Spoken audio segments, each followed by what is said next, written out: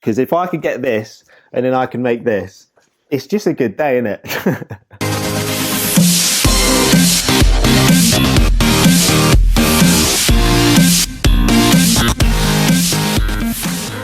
What's going on, guys? Sam and Waithe here, and in today's video we are sat on my sofa. It's a different scenario. You know, I'm normally at a desk in front of my camera, sitting there all formalized, but I thought today we could just sit on the sofa and just have a little chat about what it was like moving from London to the countryside. Because if you didn't know, I mean, I grew up in West London in a place called Ealing, and it was a beautiful, you know, environment to live in. But there were also other aspects that I didn't realize I was in until I moved to the countryside. So in this video, we're going to talk about the pros and cons of living in a field. During lockdown, me and my family made the move over to the countryside, and I live by the coast, and you know, you can see the sea from where I live. It's literally over there. That's how in nature I am. There are fields, you know, filled with cows and sheep, and there's goats in trees over there. I don't know, do you know what I mean? When I first moved down here, I started walking around the areas, just like in GTA when there's like a grey area, and I started walking around and just seeing, you know, what I could see. Because you got to put it in perspective. So I was raised in West London, and we had 3 parks, right, near us. So these were the 3 parks where nature was. Do you know what I mean? In London, it's just buildings, then there's parks, and then, you know, a couple greens, and then a couple of things. But other than that, you're in sort of like these little hubs of nature. So we'd all meet in parks, you know. And when I was a kid, I used to climb trees all the time, and I was really in tune with nature. But when I sort of grew up and started loving, you know, going into central London, away from nature, going out nightclubbing, you know, drinking lots, you sort of get disconnected from nature, and you don't really care for it as much in the way that I do now. And so, yeah, I didn't really see any of this, you know, these changes until I actually fully moved here. And that happened during lockdown. So yeah, during lockdown, me and my family moved from West London to here. And we already have, you know, I have cousins down here. We have a few families down here. And I've been down here a few times, so I already knew what it was like. But moving in a different area, you know, from your hometown, from where you were, you know, born, where you grew up, is quite a strange process to do. Obviously, you're leaving your family childhood home and you're selling that, and then we're going to a different place. And then, and I wanted to stick with my family during lockdown as well, because there was so much unpredictability. I don't want to just be, where else am I going? Do you know what I mean? In times of crisis, where else are you going other than where you need to be? This is what being a human is, you know, protecting and providing your community, your family. And anyways, yeah, so we were locking down our base, and we wanted to get out of that sort of pressurized zone. I mean, you couldn't even go for runs for longer than 30 minutes or something, you know. Couldn't meet friends, family, nothing. So it was very strange. But we saw this window of opportunity, and we were blessed to be able to find this sort of place at the right time, and for it to be able to happen really, like, well, obviously there's lots of pressure around us, so we wanted to be able to get out of London and then move out here. And my parents had always been living in, you know, in London since they had us, me and my sister. So it's quite crazy for them to make this leap, but I think they were ready as well in their later life. It seemed like they wanted to retire here in the countryside wise, so that made sense. But for me as a young person, you know, someone who's always lived in London and surrounding towns, the countryside was quite essential for me. It's weird because most people would think that I'd be quite lonely when I moved to a new area in a countryside, but I ended up connecting with nature on a different level. It's like there was a lot going on with humans, you know, there's a lot of human drama going on. So I sort of changed my awareness to nature. And when I say nature, people must be like, what do you mean? You're like hugging a tree all day? And it's not even that. I mean, if you can silence your voice long enough, you'll start to hear the nature around you, and you see the things, and you observe the birds and all the animals around you. And it sounds like a hippie experience, because it is. I mean, why would you be sucked into the human experience of just how much there is, you know, suffering and stress, when there's animals that go through the same, but they're a very good example of how to handle the cycle of life. I mean, at the earliest start of this year, I was watching robins being raised from birth because they'd laid a nest near my window. And do you know what I mean? And one of them ended up dying, but the others survived. And it was a whole process of watching the cycle of life. But I feel like when we're in cities, squashed in concrete jungles, it's very hard to appreciate the cycle of life because we're just stressed. We're like, what is life? This isn't a cycle. We're just stuck in a rut. Do you know what I mean? And obviously everyone's experience in different places is subjective. You don't one experience doesn't happen for everyone. And of course, if you live in London, you've got tons of money and you're just splurging it like a playground, then London's obviously going to be fun for you. But the majority of people don't have millions of pounds to spend on London like a shopping centre. Do you know what I mean? And when you're living in London, you're realising how pressurised and condensed it is. I mean, there's so many humans just squashed into one little bit. And when you go out to the countryside, and I'm privileged where we live is actually away from a town, so we're literally in like the hills in the fields. You get to see less human interaction, but you also do, the ones that you do have are nice. Do you know what I mean? You're not always surrounded by people. You have a healthy mix of people, and that's what it's like. And I would say, and someone actually asked me, because there's a lot of violence, you know, growing up as a mixed race guy, you have a few options, which is probably, you know, you either go down the education route, you either go on the streets route, or you're sporty, you know, you're sporty, or you go in the army. So there's a few routes you can go down, but there's, you know, I mean, it's not very easy to avoid certain situations when you get a little bit hungry for certain things. So that's why I never made money my focus. So I can happily sit amongst nature. I can happily just, you know, have a slower pace of life, because I'm not every day hungry to get the go chasing lifestyle which London brings. And I think it was a shock to me at first, the isolation of not having to get up and go and have people that also want to, you know, extract as much from life as they can. Because in where I live, there's more elderly people than young people. And I learned a lot from that. I have learned a lot from that. But when I was starting to quit drinking when we first moved here as well. So I was sort of aligning my true values with my environment. And I feel like in London, you know, going to the pub and drinking everything was the main focus of being young. You know, you just want to go out to the pubs. But then when I was here, I took a step back and observed what's best for me, and a slower pace of life is so much better for me than it was when I was in London, trying to make as much money as I can, trying to be as famous as I can, trying to show off all the time. Do you know what I mean? So now I'm sober, I get to see with clarity, and I get to understand the process and what it's like to be slow. And you actually get more done when you get rest and you're slower. It's sort of like a martial arts. You get to sort of flow with life instead of resisting it. And, you know, I've been here for 4 years now, and more's happened in these 4 years than it did in 10 in London, because I've matured more, because I had to face more. And it's not like I escape things and grow. I have to face things and grow. So I can't escape it by, you know, sitting here in my house in the countryside and all the world's problems carry on. I can actually think about them and process them and actually articulate them, and actually figure out what the steps I need to make so I can express how I process what's happening. Because a lot happens out there, and it's very hard to explain what we personally feel about situations. I mean, there are obviously people that like speaking for us, but to process what is actually happening in life and what's happened, you have to be able to do that yourself, and you need a lot of peace. And I realised when I moved to the countryside, the opposite of loneliness happened, because I found peace. And I started to think clearly, not have loads of noise and hear nice sounds, not sirens, do you know what I mean? And birds. And it sounds so trippy, because it is. It's like life has become a trip and a psychedelic sense in itself, because now I'm sober, I have to handle things sober. And instead, before I would drink and sort of feel like that, you know, I've got a hold of life. I'm drinking, I'm stern, you know, I'm the geezer. Whereas now I have let go, and I trust life's going to unfold the way it should, rather than how I wanted it to. And that's a big lesson that I've learned from quitting alcohol, is that letting things unfold how they are meant to unfold, instead of holding on.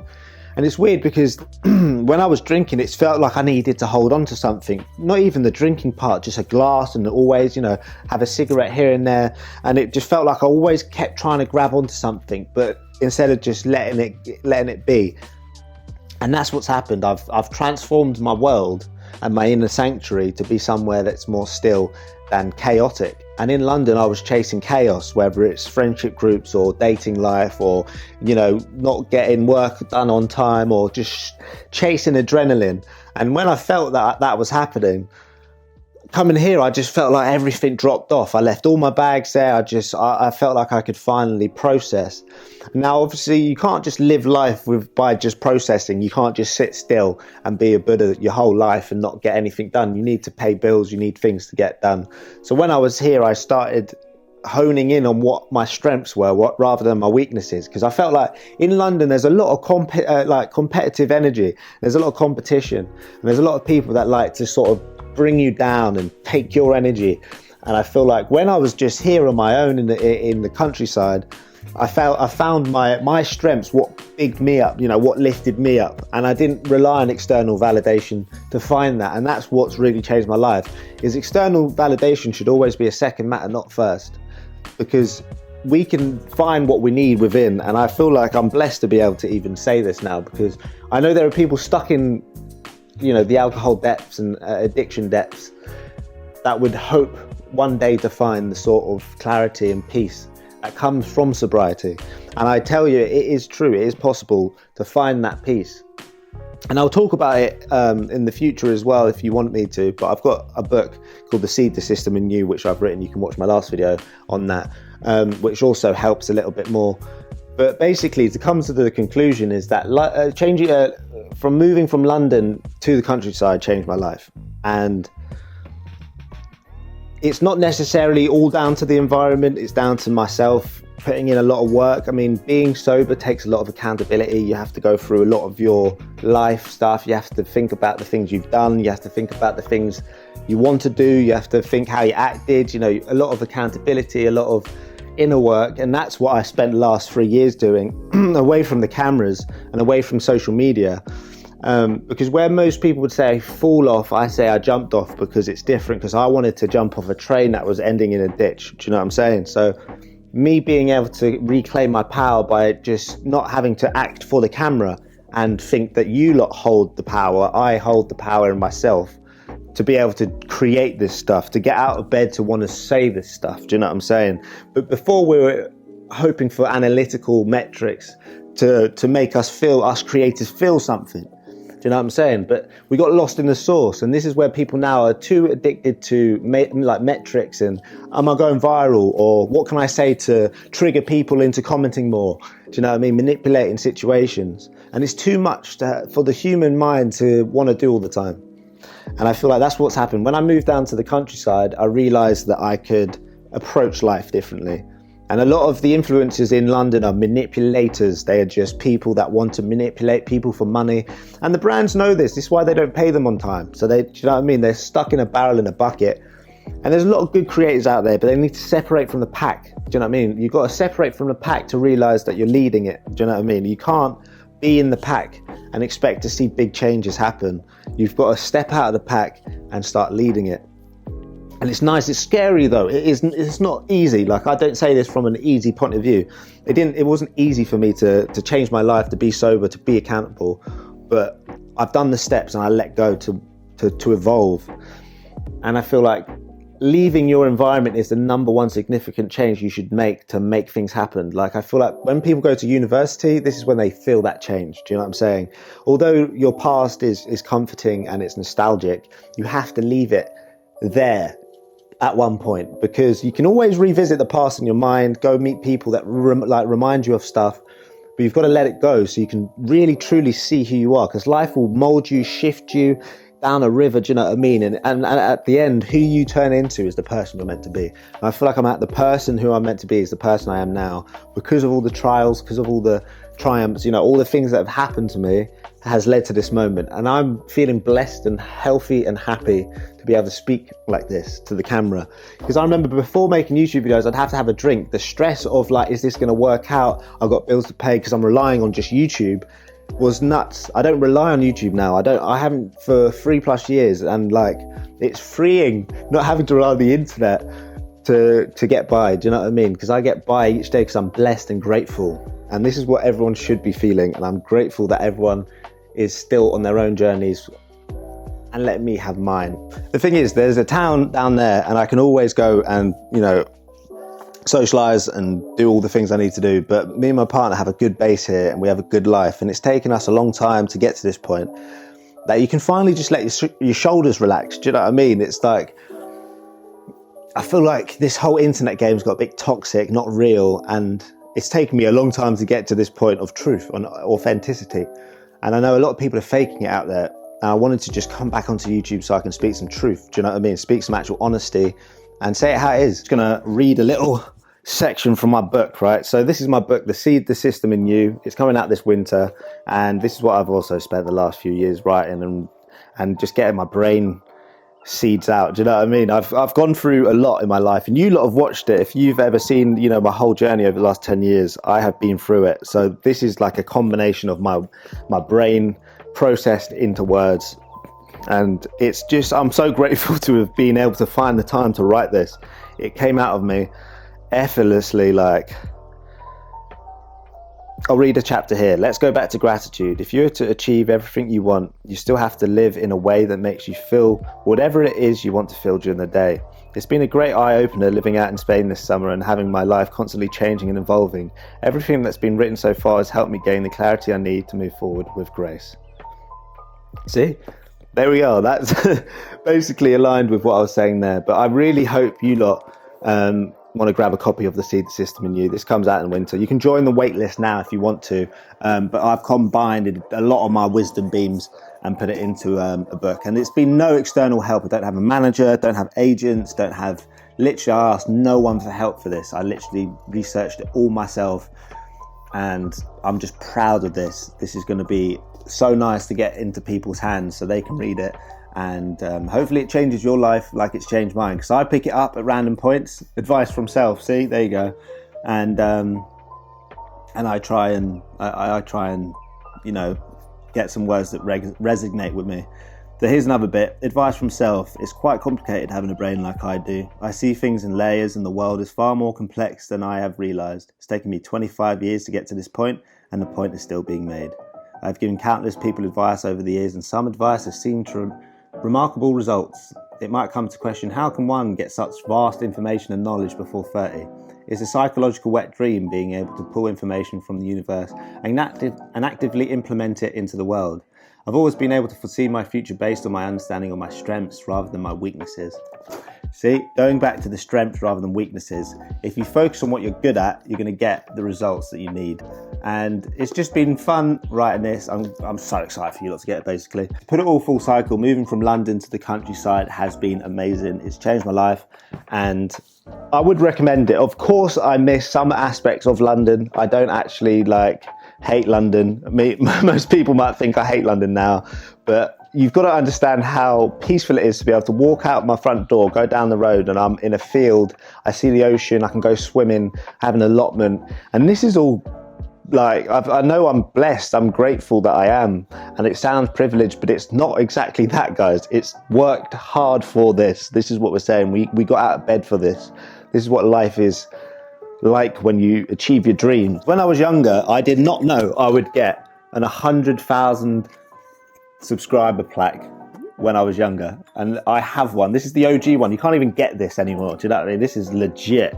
You can't get this. So be proud of yourself and reach for your dreams, because if I could get this and then I can make this, it's just a good day, isn't it?